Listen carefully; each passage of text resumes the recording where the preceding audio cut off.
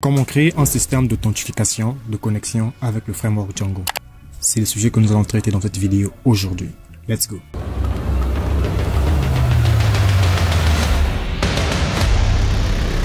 Salut à tous, bienvenue sur Pierre G Développement. On se retrouve dans une nouvelle vidéo.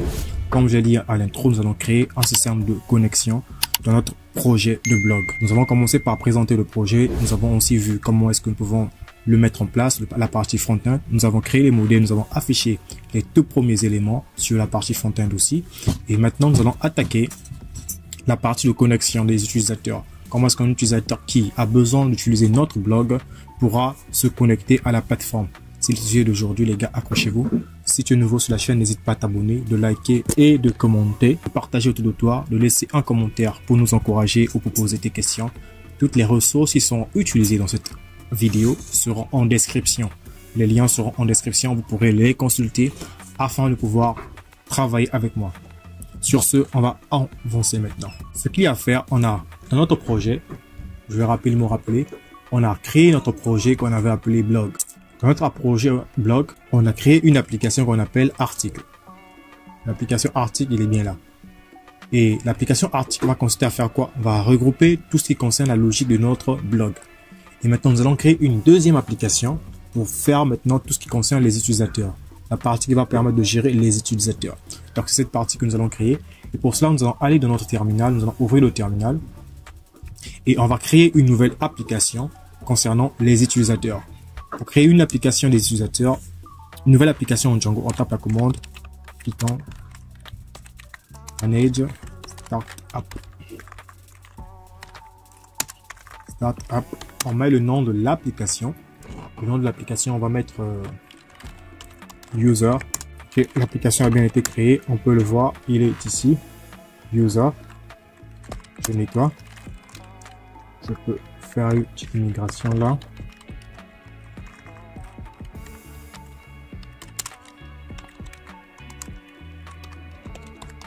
Okay, on a bien la migration. Une fois qu'on finit de créer une application en Django, on vient dans le dossier de notre projet et on vient dans le fichier settings.py. On va venir ajouter l'application qu'on vient de créer à l'intérieur. Et là, vous avez remarqué, on avait déjà mis article, l'application dans laquelle on travaille. On va maintenant ajouter user. Je place la virgule. La deuxième étape, on va faire quoi? On va créer un fichier urls.py. Il va permettre de mettre les routes de notre application. Je vais un peu agrandir comme ça, pour que ça soit plus visible pour vous. Donc, à l'intérieur du fichier urls.py qui se trouve dans le dossier user, on va mettre les routes concernant notre projet. Et on vient dans le urls.py principal, donc celui-ci. Je viens ajouter une ligne ici pour préciser que j'ai une nouvelle URL. Le nom de mon application, on a inclus le nom de l'application .urls. URLs. Merde, excusez-moi, je devrais mettre user. Donc, on met le nom de l'application .user. Et donc, on aura besoin, je vais faire ceci. Je copie ça. Je viens dans l'application. Dans l'URL de l'application, je vais enlever tout ce qui est en milieu ici. Et je vais enlever ceci. Parfait. Il est prêt pour être utilisé maintenant. Je ferme et je ferme. Je viens par la suite, toujours dans le dossier user. Je crée un nouveau dossier que je vais appeler template. Il va me permettre de regrouper les fichiers HTML. Template. Ensuite, je vais créer un dossier que je vais appeler statique. Non.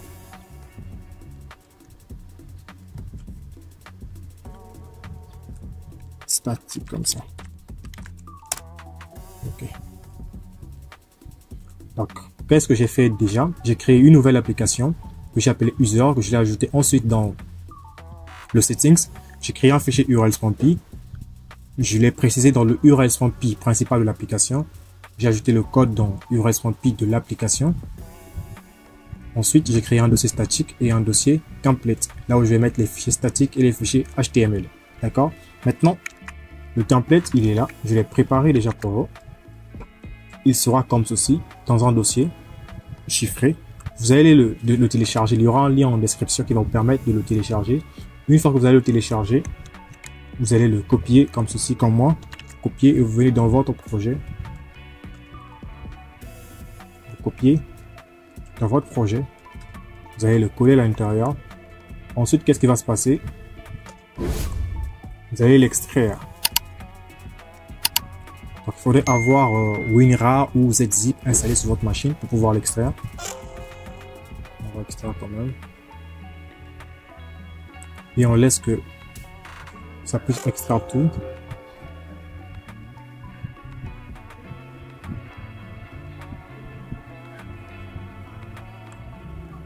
Là, on va ouvrir. On a notre dossier template. À l'intérieur du dossier template, on a login et création. Donc login, c'est pour le login, pour la connexion, et création pour la création de compte. Et là, on a les fichiers statiques, on a asset et tout ce qui va avec. Vous n'avez pas besoin de vous tracasser. Tout ce que vous allez faire, c'est quoi? Copier ce dossier-là. Venir dans votre application, user, et vous allez le coller dans statique. D'accord? Vous collez ce qui se trouvera dans... Vous allez copier ce qui se trouve dans statique, vous allez le coller dans statique. Ensuite, on revient ici. Je vais prendre maintenant template. Je copie ça, tous les fichiers. Je sors. Je viens dans mon application. Donc template. Celui-ci, je n'ai pas besoin. Je colle. Voilà. Désormais, j'ai mon fichier login pour la connexion qui est mise en place. Alors, qu'est-ce qui va se passer maintenant? Je vais retourner dans l'éditeur de code.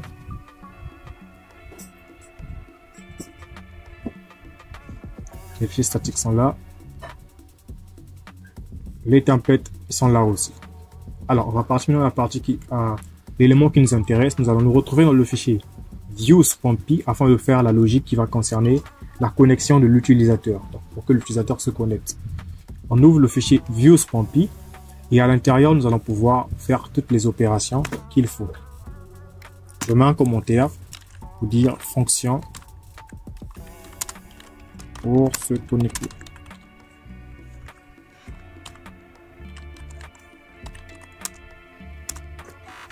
On a def, le nom de la fonction, connecter compte,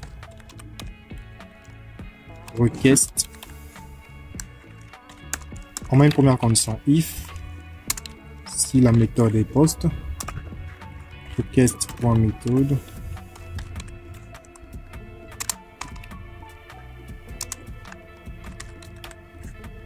post deux points, on a dans la condition, on récupère le nom d'utilisateur, username,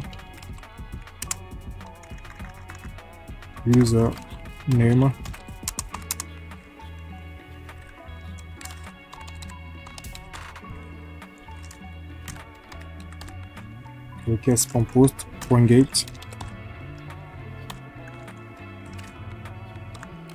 Je précise toujours le username. Ensuite, je passe au password. Donc le mot de passe.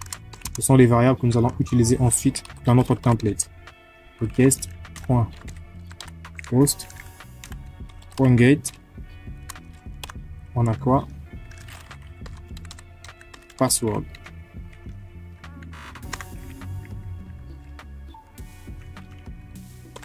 Parfait. Une fois qu'on a précisé les variables qui seront enregistrées par l'utilisateur, on va mettre une variable qu'on va appeler user authenticate. Celui-ci, il faut l'importer.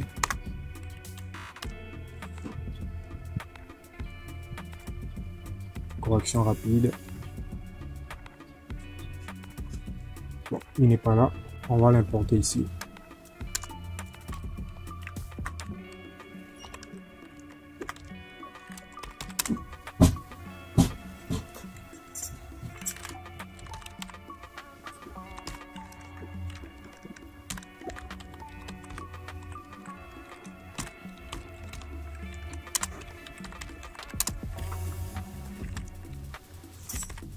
On importe login, on importe authenticate. Parfait. Donc, from django.contrib.auth import login et authenticate. Vous voyez là, c'est plus souligné maintenant.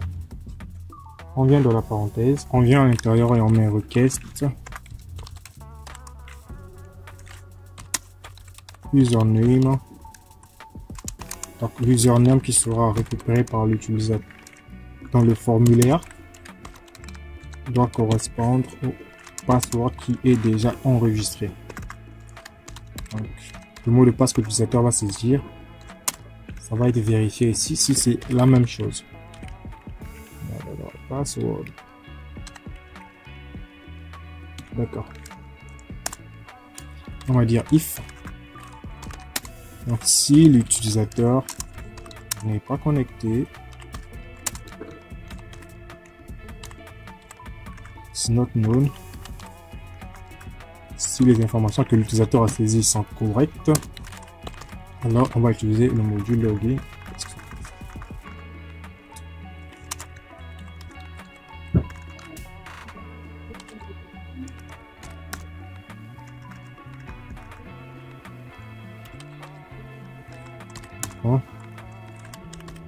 Login et request, request user virgule. Une fois que c'est bon, alors on peut retourner, rediriger l'utilisateur redirect post. On va rediriger l'utilisateur sur la page où se trouvent les articles. Donc il faudrait qu'on vérifie l'URL. Voilà, c'est ici que se trouvent les articles. Alors on va prendre cette URL là, l'URL menu. Ok. Donc, une fois que l'utilisateur aura réussi à se connecter avec succès, on va le rediriger tout ça sur la page home. Et redirect, il faudrait qu'on l'importe normalement. On importe redirect. On importe redirect ici. Donc, on va récapituler rapidement. On dit si la méthode est post, donc l'utilisateur a saisi quelque chose dans le clavier, on va récupérer le username et le password. On va l'introduire dans la variable username pour le nom de l'utilisateur, password pour le mot de passe.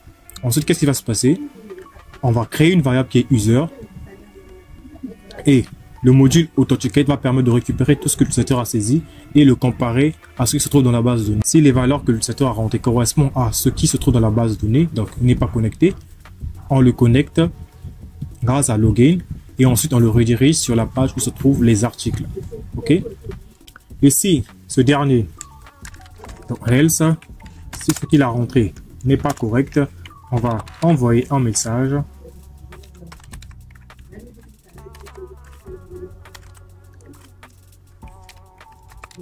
Request. On va dire quoi?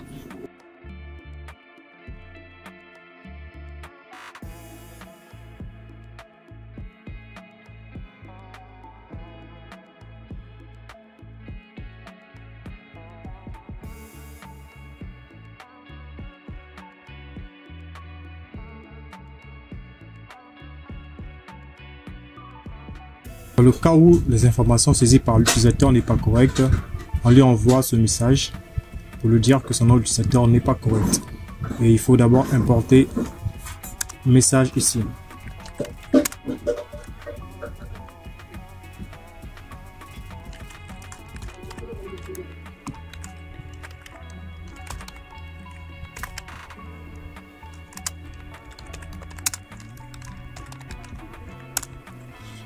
On importe message dans django.contrib import message. Donc là, message est maintenant bon. Donc si les informations saisies par l'utilisateur n'est pas correcte, on lui envoie ce message. Ensuite, qu'est-ce qui va se passer? On va retourner l'utilisateur.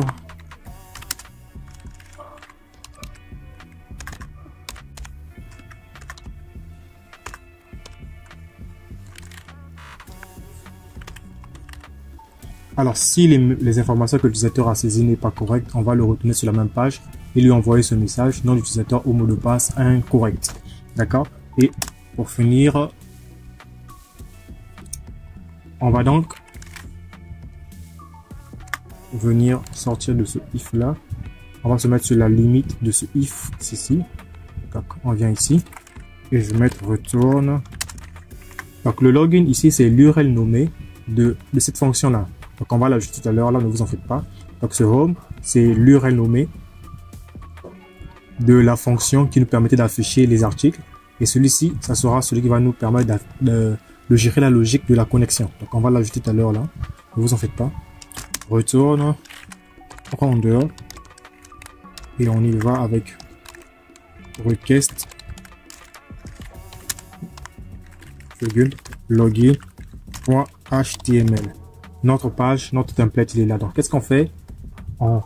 Une fois que la logique est faite, donc dans le cas où tout ça se passe, cette fonction sera donc liée à la page login.html qui se trouve dans notre template ici. Dans notre template, on a bien le fichier login.html qui est là. Ok. Avant tout, je vais d'abord aller dans les URL. Je viens dans les URL. Qu'est-ce que je fais? Je vais d'abord importer ma fonction que je viens de créer. Donc from.views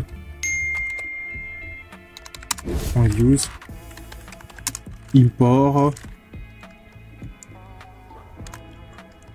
connecter compte. J'importe la fonction qui me permet de nous connecter. Ensuite, qu'est-ce que je fais à l'intérieur? Là, je vais mettre un path.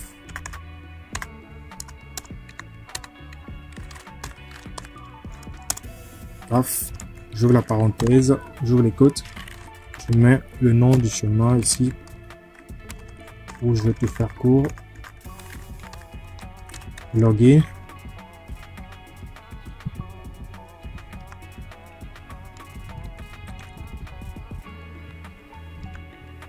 Login. On n'oublie pas le slash à la fin. Je place la virgule et je mets la fonction que je viens de faire créer. Connecter compte. Virgule. Name. L'URL nommé donc. Name. Je précise login ici. C'est le login qu'on a mis de ce côté-là. Donc ceci doit ressembler à ce qui est ici. Je place la virgule à la fin pour éviter des problèmes avec Django. Une fois que j'ai créé ma fonction, j'ai précisé mon URL, alors je vais maintenant m'occuper de mon template. La partie front-end, je l'ai facilité pour vous en préparant déjà le template, tout ce qu'il faut, afin de pouvoir travailler correctement. J'ai bien mis load statique parce qu'on a affaire aux fichiers statiques qui sont ici. Quand vous remarquez, on a les fichiers JS, on a les logos, on a les animates ici. Donc lorsqu'on fait apparition, lorsqu'on utilise les fichiers statiques, on doit toujours préciser load statique tout le long du fichier. J'ai fait une formation là où j'ai déjà tout expliqué. Alors une fois que c'est fait, j'ai le cheat qui est se connecter. On va rentrer à l'intérieur de la fonction qui va nous intéresser. Dans le form, dans le cas où vous utilisez votre propre formulaire, pensez à mettre toujours la méthode post. Parce que la méthode post nous permet d'écrire sur la base de données. Donc la méthode post, il est là. Et ceci va nous permettre d'afficher les messages d'erreur. Ok? Donc on a dit if message. Donc s'il y a des messages, on va parcourir tous ces messages et les afficher dans la balise H5 qui va s'afficher ici. Donc ça sera un message d'alerte. Donc si l'utilisateur peut se connecter ou il n'a pas pu se connecter, c'est ici que ça va s'afficher. Cette condition-là, vous pouvez le recopier si vous n'utilisez pas le même formulaire que moi. De toute façon, le lien sera en description pour pouvoir télécharger ce template-là. Ok? N'oubliez pas ensuite de mettre le saves token, c'est très important, afin de pouvoir mettre la sécurité sur le formulaire. Si vous ne le mettez pas déjà, Django va refuser votre formulaire. Par la suite, on vient là où se trouve notre projet. Là, c'est juste le logo, rien de bien important. Et sur chaque label, on a le label nom d'utilisateur ici, qui va dire à l'utilisateur de rentrer son nom. Ensuite, qu'est-ce qu'on a ici? On a le input. Le input, le type et le test. Type test, on a mis quoi dans le... On a mis quoi? On a le name. Name, username. Ce username qu'on a mis ici, c'est le même qui est ici. Donc si on modifie ici, on doit aussi venir modifier là. D'accord les gars? Mot de passe, on a mis quoi? Password. C'est ce qu'on a mis dans cette valeur là aussi. Ce qu'on a mis ici, password. et on met requête pour rendre le champ obligatoire. Rien de bien compliqué. Le reste, c'est élémentaire. Je vais réduire. Donc, vous voyez, on a le nom d'utilisateur. L'utilisateur va être récupéré ici. Le nom d'utilisateur va être récupéré ici. Le mot de passe va être récupéré ici. Vous n'avez rien à mettre ici. Tout est déjà préparé pour vous. Maintenant que tout est bon, on a notre fonction et notre URL. On va venir dans notre terminal et on va démarrer le serveur. En faisant quoi? Python manage.py run serveur. Parfait. Le serveur est bien démarré. Je vais ouvrir le navigateur.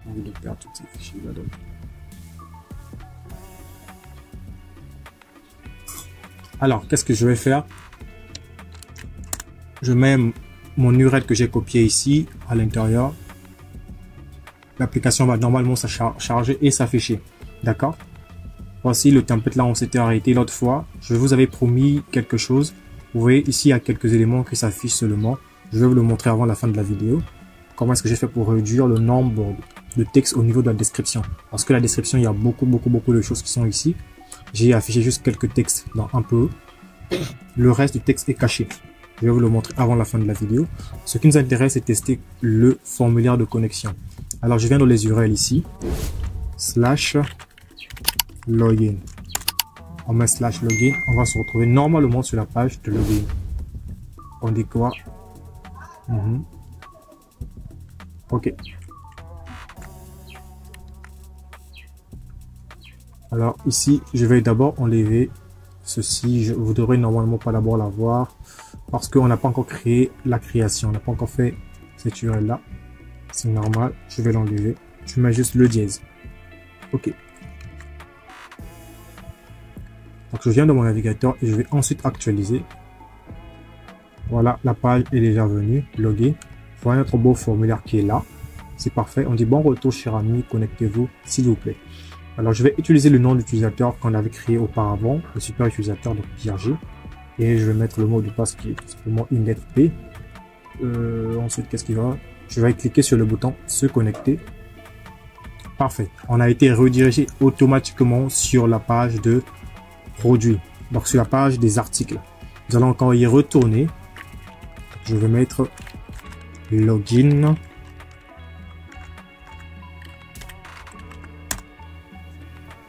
Je vais essayer d'utiliser un nom d'utilisateur qui n'est pas dans la base de données par exemple, ou un mauvais mot de passe. Je vais mettre se connecter. Bam, bam, bam, bam. On dit quoi? Nom d'utilisateur au mot de passe incorrect. Donc lorsque l'utilisateur rentre un mot de passe qui n'est pas correct, ça lui dit que le nom d'utilisateur ou le mot de passe n'est pas correct. Voilà les gars, pour cette partie là, nous avons tout bouclé. Vous avez vu maintenant comment est-ce que vous pouvez créer un formulaire de connexion aussi simple que ça. Donc, je vais récapituler en venant dans mon code. Voici avec quelques lignes, la puissance de Django, on peut créer un formulaire de connexion très performant. Avec ceci, à peine 1, 2, 3, 4, 5, 6, 7, 8, 9, 10, 11, 12. 12 lignes de code dans la fonction. Ça permet de gérer la connexion au compte des utilisateurs. N'oublions pas qu'on a importé le modèle, on a importé login, authenticate, redirect et message afin que cette fonctionnalité soit correcte. Si vous avez des questions, n'hésitez pas à le mettre en commentaire. Abonnez-vous si vous êtes nouveau, likez pour nous encourager et partagez tout autour de vous afin d'élargir la communauté. Avant de conclure la vidéo, je vais vous montrer ce que j'ai eu à ajouter pour pouvoir rendre la page toute mince. Pour ça, je viens dans le fichier article.html et au niveau de la description, vous remarquez, j'ai mis quoi? 34 Word 10. Donc si je l'enlève maintenant et que je retournais dans mon éditeur de code, je faisais ceci. Je reviens ici. Vous allez remarquer que quoi? Le texte, celui-là, il est très lent. Vous voyez? Quand je vais revenir, je remets le 34 Word 2.10. Donc ça va permettre de faire quoi? De mettre que 10 caractères ou 10 mots sur la description. Donc ça va réduire le nombre de textes. Je vais actualiser et boum boum, ça m'a réduit ça. Vous voyez les gars, c'est ce qu'il faut ajouter dans votre cas. On a la pagination qui fonctionne correctement. C'est quoi React, HTML. passe à la page suivante. Voilà les gars. Précédent. C'est parfait. Alors, si vous avez des questions, n'hésitez pas à le mettre en commentaire. Nous serons ravis de vous les répondre. C'était Pierre J Développement. N'hésitez pas à poser des questions. Nous sommes là pour nous entraider. Hey!